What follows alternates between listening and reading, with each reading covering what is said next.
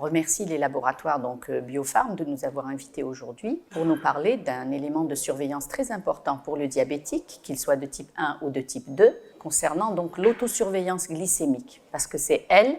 l'outil nécessaire pour réguler ou stabiliser la glycémie avec les traitements dont on dispose. Donc si on n'a pas un retour sur les glycémies que nous donne justement cette autosurveillance, on ne peut pas ajuster le traitement, augmenter les doses, diminuer, etc. pour faire que le patient soit bien équilibré.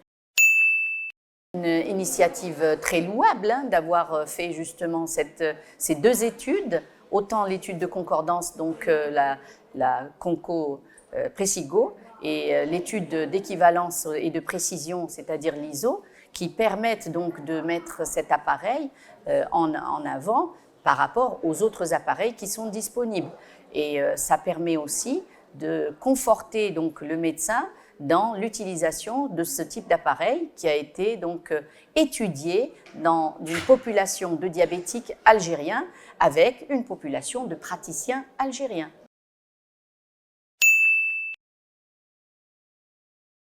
Alors, les deux études n'ont pas les mêmes objectifs, donc on ne peut pas comparer l'une à l'autre pour dire que l'une est meilleure que l'autre, puisqu'elles avaient des objectifs différents. La première donc, avait un objectif qu'elle a atteint à près de 98%, et la deuxième également a donné des résultats très confortables par rapport à l'utilisation, par rapport donc à la précision, comme le Preciso, et à la concordance avec l'étude Conco.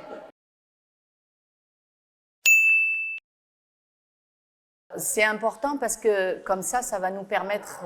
de diminuer un petit peu la déperdition, vu que le nombre d'appareils disponibles est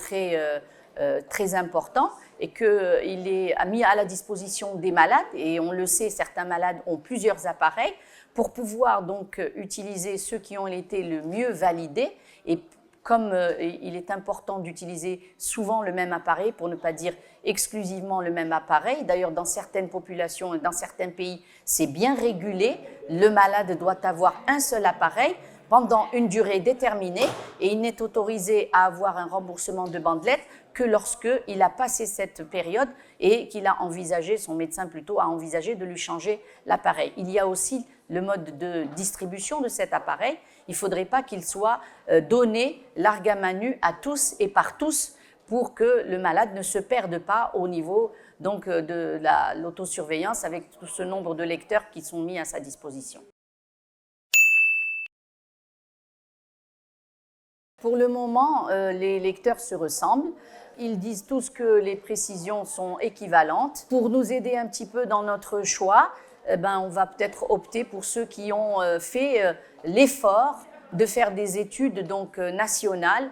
pour prouver justement aux praticiens utilisateurs et aux malades que leur appareil vaut vraiment la peine d'être utilisé et qu'il est fiable et sûr.